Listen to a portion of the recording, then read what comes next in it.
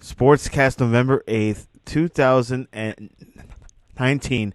If you haven't yet, please subscribe on all our channels, YouTube, Facebook, Periscope, and iTunes. And if you're on iTunes, please leave a rating and review. Hit subscribe on YouTube. Hit a like on Facebook page. Share this video. And, of course, visit us on thesportscast.net for the latest and greatest in sports news. Jake Fromm was a little late to the after party.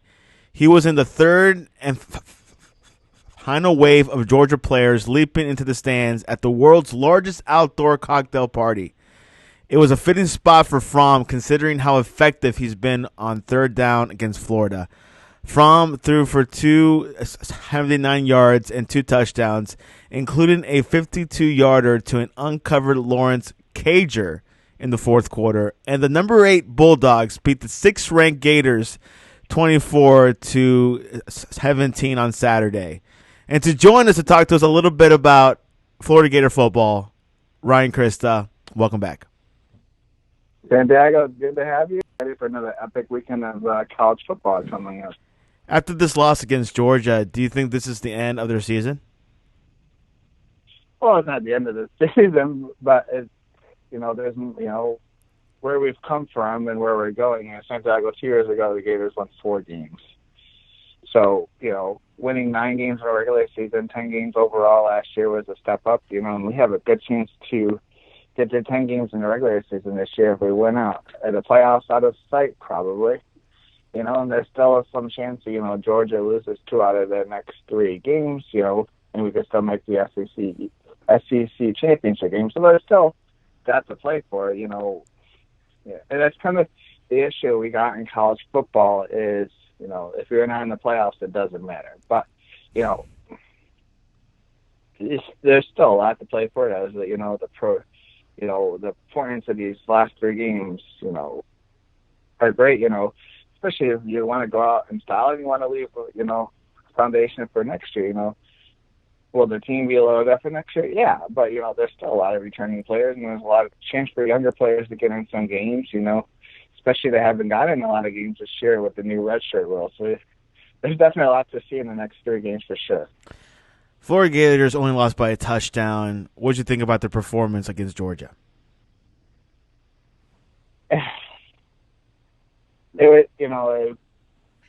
The first half, it was rough. We really, offensively, they couldn't get any traction. They're couldn't get a consistent drive going other than one drive towards the end of the half. And defensively, couldn't get off the field on third down. And really, that was the difference in the game. Georgia was 12 for 18 on third downs, where Florida was 2 for 9. In the second half, when Florida's offense got going, they moved the ball pretty handily up the field. Ben Mullen said the best. Georgia had 8 possessions. We had 7 possessions. If we get the extra possession in the game, maybe we tie it. But, he had played 2 whole halves, and I think Florida played 1 good half and 1 okay half. Kyle Trax had 257 yards. Lamical Perrine had 31 yards of rushing. Not much there in the receiving end. Freddie Swain had 91 yards. Yeah, first it's kind of the first half. What offense they were getting was from Kyle Pitts, the tight end.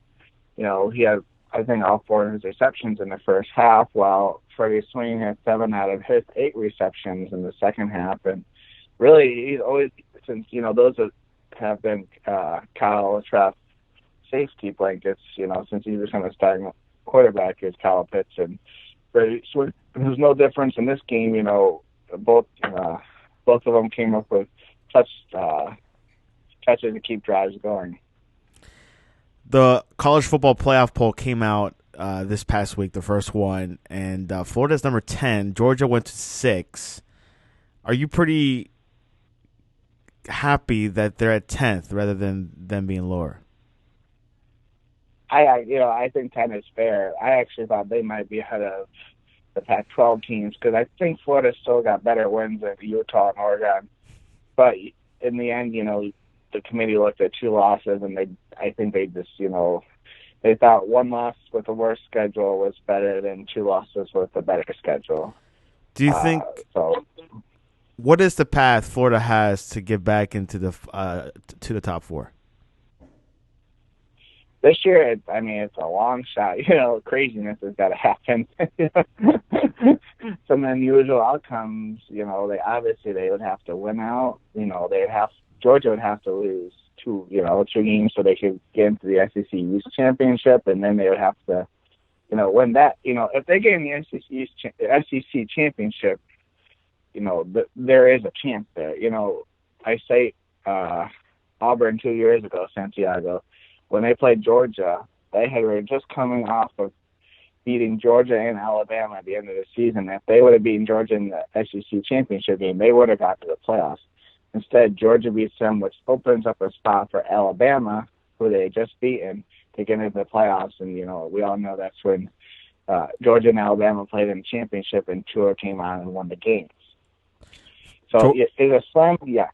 You got to have Ohio State and probably have to lose, a game, if not two games. Penn State, craziness. And like I said, am I looking at the playoffs? No, I'm just enjoy watching the Gators play, and that's what we have to look forward to. They got a shot at the New Year's Six Bowl if they stay, intact. They got a game against Vanderbilt, and then next week, they play Missouri, a team they haven't beaten in a couple of years. So that's going to be tough, and it'll be good, to kind of check that off the box. This program is growing under Dan Mullen. Is it frustrating times? Yeah, because they don't move. I look at this in that game. Floyd gets the ball down 24-10, with 10 minutes exactly on the clock, and it takes them 6.5 minutes to drive, and it's, yes, they're moving the ball down the field, but at the same time, it just takes forever, and you want that. Well, Dan Mullen is a great play call. It's a very deliberate, slow compared to what a lot of teams are doing on offense. But, I think, as, everybody gets more comfortable with the offense, it's about Kyle Trask, as long as they'll be a starter next year. I think this offense will be even more efficient next year. And the schedule, I think, will be a lot easier for Florida next year. Yes, they play LSU, but LSU will be home. Their West games aren't as challenging. So, I think there's definitely a lot of positives, if they can keep going for next year. Looking ahead at Georgia's schedule, which you need, I think, one loss or maybe two losses. I think two losses because we lose a tiebreaker to them. So they got Missouri, they got Auburn, and they got Texas A&M and Georgia Tech. That's not an easy schedule. No, the Georgia Tech game doesn't really matter to Florida because that's a non-conference game, but you got to look at, they got Texas A&M. Granted, it's at home.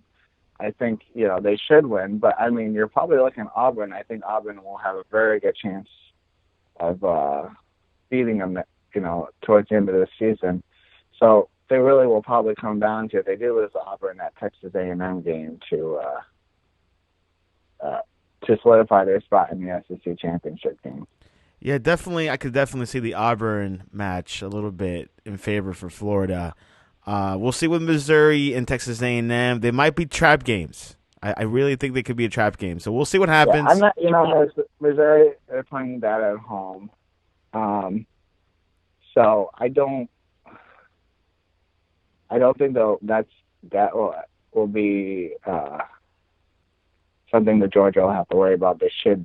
As long as they don't look ahead, they should be good for that game. But, I'm kind of circling the two chances. I think that they'll lose will be the Auburn on the road and Texas A&M at home.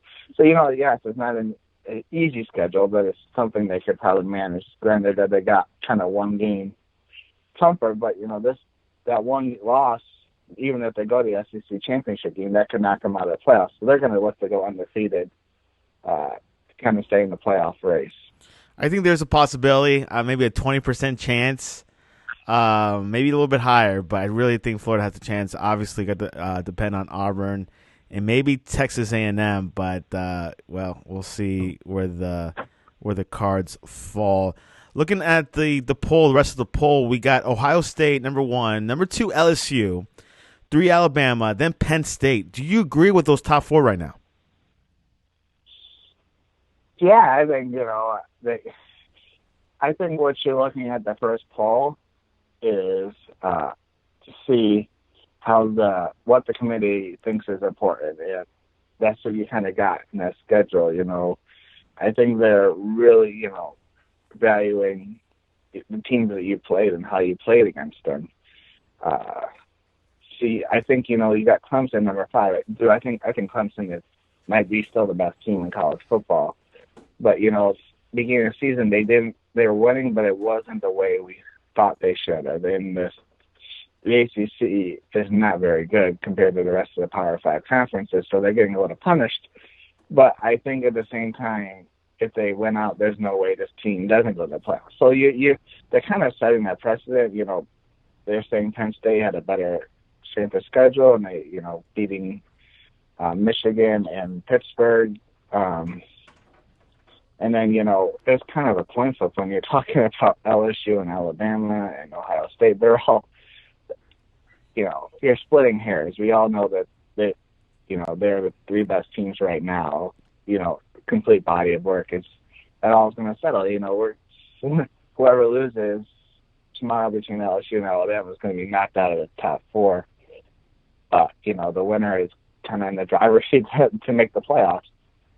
Not saying the loser isn't necessarily out, but it's going to be a little bit harder because then there's a good chance that team isn't going to go to the SEC championship game, and then you don't control your own destiny. Looking ahead for this weekend for the Florida Gators, they play Vanderbilt.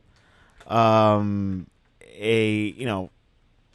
are going to try to bounce back, and this is a great game for them to bounce back. What are your expectations for Vanderbilt? It'd just be nice to see them not struggle, just to, from kickoff to final play, that they just, control the game, don't give Vanderbilt a chance. And that, last year they were down by 10 points in the second half of Vanderbilt and had to rally to win. Coming off that Georgia game last year, they lost the game right after that. Missouri, I don't think Vanderbilt has the capabilities to beat us, but they definitely have the capabilities to keep up with us. So I just like to see Florida just dominate and just make people forget about last week, and kind of set the tone for the rest of the season. Vanderbilt is in the SEC East. They're 2-6. They've obviously is not the best team in the SEC East at all. And they're in Tennessee and Nashville, so it's going to be not an interesting game. More like let's look for a 48-7 blowout, right?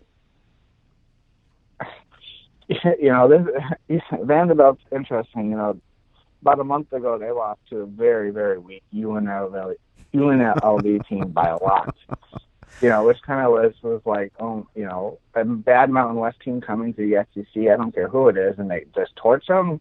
Then they go out the next week and, they beat Missouri, who was on a 5-game winning streak. And you're like, okay, well, you can't take them lightly, but it's at home. New kickoffs are weird in Santiago in college football because, your home crowd isn't necessarily, amped up, excited. It's a little sleepy. So that kind of favors the road team because your road teams, no matter what, it's always going to be jacked, but the home team might not have that extra energy that the crowd gets. So that's something I think, that's what I'm looking for. I want to see Florida just say, I don't care if this game's at noon. I don't care if the swamp is half full, which it may be at the beginning of the game.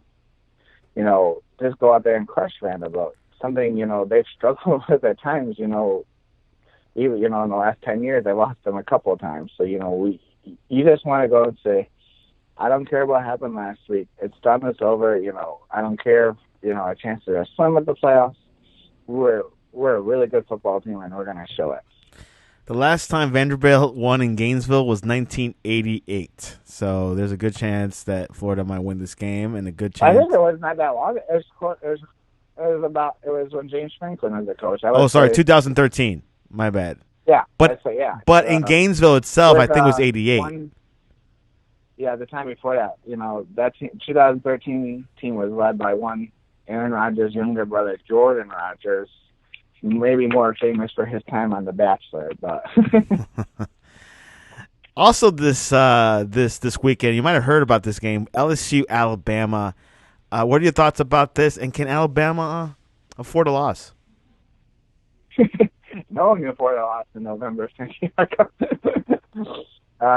It's funny, you can lose in September and October and people forgive you, but you lose in November and it's like the world is ending. You're graded, yeah, you're graded a little harder. Exactly. And this is a game all eyes are on Tuscaloosa tomorrow. I mean, when's the last time a sitting president's gone to a regular season college football game? I don't recall. Well, Navy versus Army, but this type of caliber game definitely haven't seen anything like a it. game that doesn't involve the U.S. military academies. I could think about this game for hours, Santiago. I don't know. Both teams usually come in with defensive led teams, but both teams, if we think about them, are both offensive minded teams that can score in the 40s easy. Factors in this game is how healthy is Tua. I'd have no doubt he'll play the whole game unless he isn't, unless he gets injured more. Because I feel like 75-80% of Tua is better than 100% of Mac Jones. No offense to him, and I think Mac Jones will be a good quarterback. But Tua is Tua, and he runs this offense beautifully. And they got those wide receivers, and I just don't think LSU can cover them. In the same regard, I don't think Alabama can cover LSU's wideouts in the way Joe Burrow is playing. This game will go a long ways into deciding who's going to be the Heisman Trophy candidate. Between Joe Burrow and Tua Tagovailoa. Who do you think is number one right now in the Heisman running? Right now, going to the game is Joe Burrow, for sure. Now with this whole Chase Young getting suspended today, do you think that will affect his chances? Because he's not going to miss a game that's going to be, Maryland, the team, they're 44-point favorite. So I think, when you can control the news, and this is a control of the news, that, I feel like they picked next week they're playing Rutgers. So even if he's got to sit out another week, you're not going to miss him. Is it going to hurt his Heisman chances? Probably, because those are two games he kind of probably racked up a lot of stats against, But you can't take back what you've seen in the last couple of weeks. He's been great, against Michigan State, Wisconsin, he's a one-man wrecking crew. And, I want to put it past Santiago, if this issue does drag out another week or two, and we saw, his fellow teammate do this last year, Bosa, just sit out the rest of the year because he's made a name for himself, and he's going to be one of the 2 or 3 picks in the draft next year, so why go back and risk it if you just, he'll use it as saying, I don't want to be a distraction to my team. I definitely do think he'll be back, but I wouldn't rule him out just pulling out of the season totally. Yeah, something to definitely look at. Last year, Nick Bosa left the season early due to a back injury, but he got drafted number 2 by the San Francisco 49ers. Yeah. The other thing, I'd love to see one day is both Bosa brothers playing on the same team. Wouldn't that be great? That would be awesome. What is the possibility for that? It takes either the Chargers or the 49ers. I don't think either team would want to get rid of their players, so it's going to take a crazy package, to put together. So, I mean, I don't think they'll see it in the next 5 years. Later on in their careers, it'd be nice to see. Yeah. On to the NFL. The Denver Broncos defeated the Cleveland Browns 24-19. Brendan Allen, his debut, had 193 yards, 2 touchdowns. Are you feeling confident with this Broncos now with Brendan Allen? No, but it was a nice victory. The way I look at this team is the Browns have so much talent, and they were a much better roster than the Broncos. They just have terrible coaching. They have execution is, not great. They make untimely, turnovers. They kind of just let the Broncos hang around, uh, and win the game. Brandon Allen was good. He wasn't great, but he was good enough. He made a couple of nice plays to win the game, and that's what you're going to need. They pretty much got to go win out the rest of the season to make the playoffs and go the way it looks. With 6 losses, so that's highly unlikely. I think trying to get to 8-8 is probably their best bet right now. And as soon as Drew Lock's able to play Santiago, he's going to be a starter for the Broncos. So Brandon Allen's just kind of riding the ship out, until Drew Lock's healthy enough to play. Their next, they have a bye week this weekend, and then they have the Vikings. Do you think that's a winnable game for the Broncos? Yeah, I don't. The Vikings are the Vikings. They're, they play hard-nosed defense, and they got a balanced attack and offense. But they're not a team that necessarily scares you. Denver played I think a team almost as good.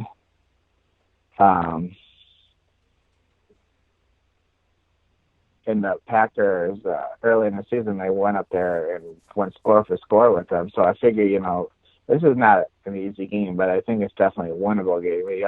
If they win, then you play another week. I told you the 7th loss probably eliminates them from the playoffs. So I think they got that going, and you're kind of playing a playoff game every week. So quite interesting. The Broncos, they're a team of championship caliber.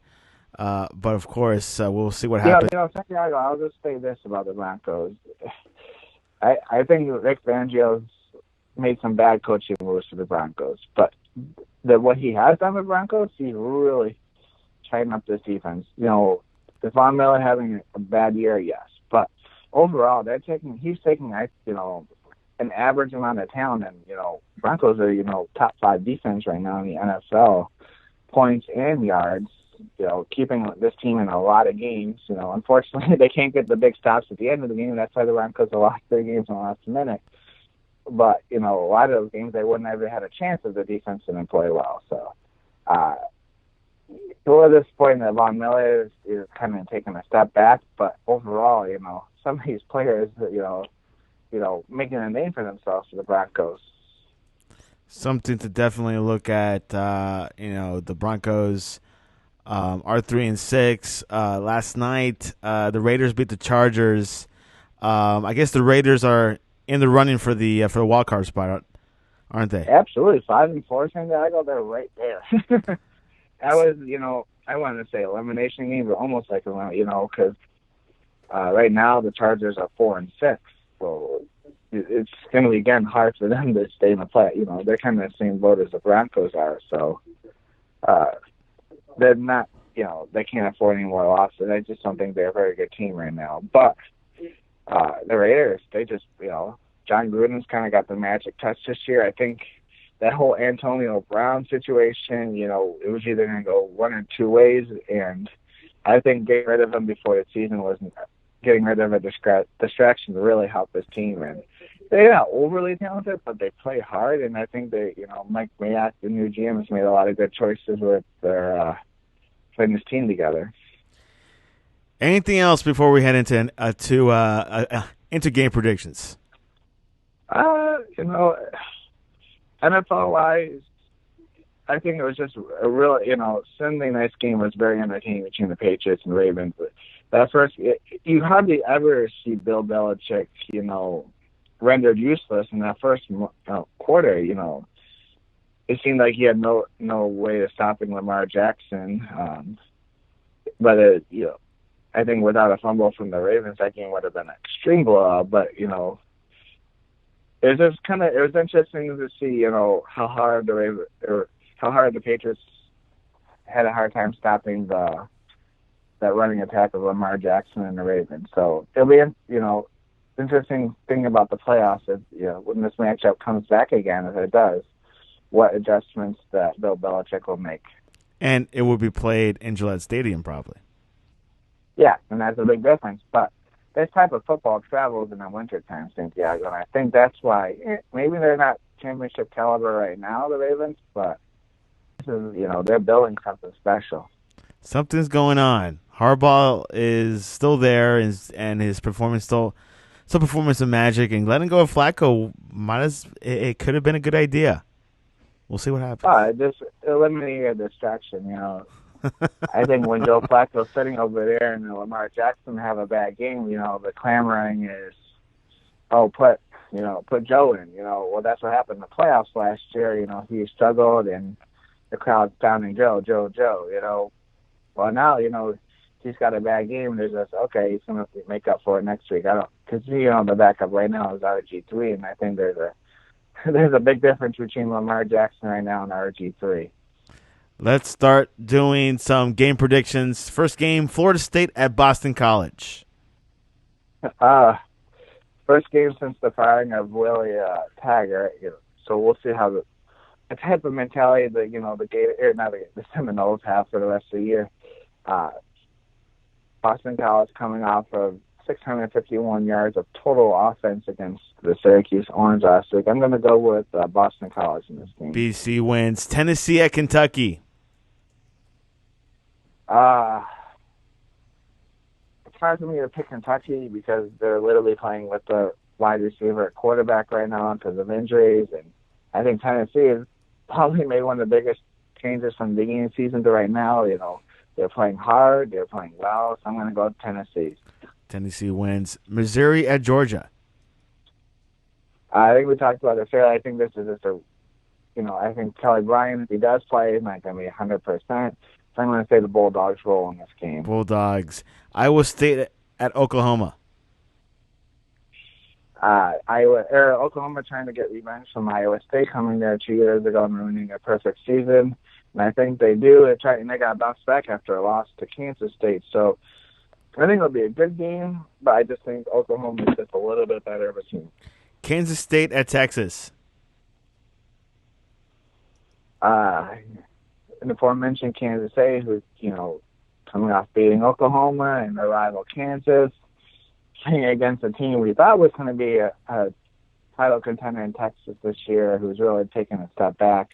I'm going to go Kansas State in this game. Kansas State, interesting. Notre Dame at Duke. Notre Dame barely beating Virginia Tech last week at home. That's go on the road to Wallace Wade Outdoor Football Stadium against David Cutcliffe. I'm going to say Notre Dame gets back on track with a good solid victory this week. Penn State at Minnesota. Showdown number one. I've never seen a game of two 8-0 teams get less publicity than this game, Santiago. I think Minnesota, with their coach PJ Fleck, who just got a monster extension. Townsend plays a great game. I just feel like they're going to fall a couple points short, and I think Penn State wins this game by 3. Penn State wins on the road. And the mother of all games, the number 2 LSU versus the number 3 Alabama. Going back and forth, I think this is a year that LSU will beat the Tide in Tuscaloosa. It's been a long time. Since then, the last time LSU won there is 9-6. I'm thinking somewhere around 49-46 in this game because I think offenses will dominate this game. 49-46. Do you think if Mac Jones, well, you said it already, like with 100% Mac Jones is not enough for Alabama to win? No, if Mac Jones plays, and there's nothing against Mac Jones, and I think he would do fine, and I think he's got enough weapons that they'll be able to score points. I just don't think they'll score enough points to keep up with LSU. But Tua's in there, you just got to give those frisbee catching dogs that Alabama's got at wideouts a chance. I don't think we've ever seen wideout as talented a wideout group as Alabama has. I just think Joe Burrow is a hard guy to beat. He's just gritty, and I think he's just going to make one more play than Tua. And random question, who should coach the FSU football team next season? Well, who do I want to coach? I would love to see Deion Sanders coach Santiago. I think that'd be the biggest dumpster fire, and being a Gators fan, that would bring me no more joy than that. But who they should hire, I think me and Tyler are both in agreement that should be Mike Norvell as their football coach. what he's done in Memphis, he's turned a good team into a great team consistently every year. His offenses are good. Uh, he's got positive energy all the time. And I think he'll be a difference in that program, and that's what you need, because I think he'll bring stability that they just haven't had in a while in Tallahassee. Deion Sanders is actually winning in the poll by with 50%. Then Mike Norvell with 25%. And then James Andrew Leonard 17%, and James Franklin with 8%. It's like I think we just call him Jim Leonard there, Santiago, but Jim Leonard is interesting, because of Wisconsin's known, to produce a lot of great defensive coordinators. You think of Justin Wilcox, Dave Miranda. They've lost a lot of great coordinators. I wouldn't be surprised if Jim Leonard goes somewhere else to become a defensive coordinator. But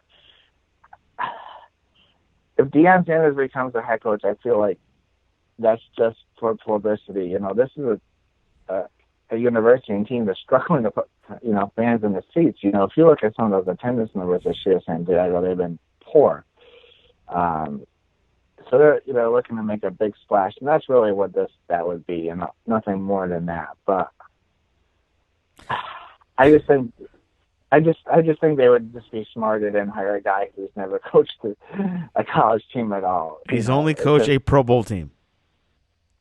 Yeah, literally. And I think his son's high school team was nothing against that, but if there was talks about Deion becoming the defensive or secondary coach this year or last year, and they just didn't work out. Because they're really, with his son being recruited to the Seminoles, but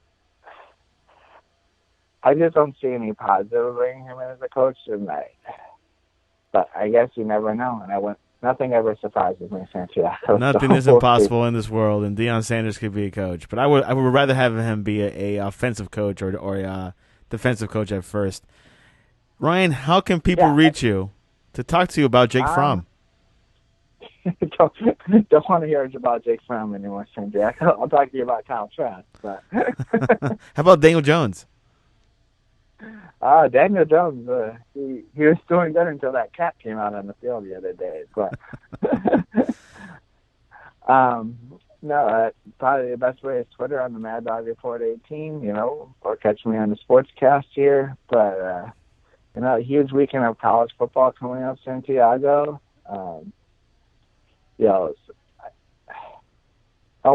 November, we'll decide, a lot who's going to the playoffs and who's not. We've kind of had our appetizer. Now this is really the main entree, Santiago.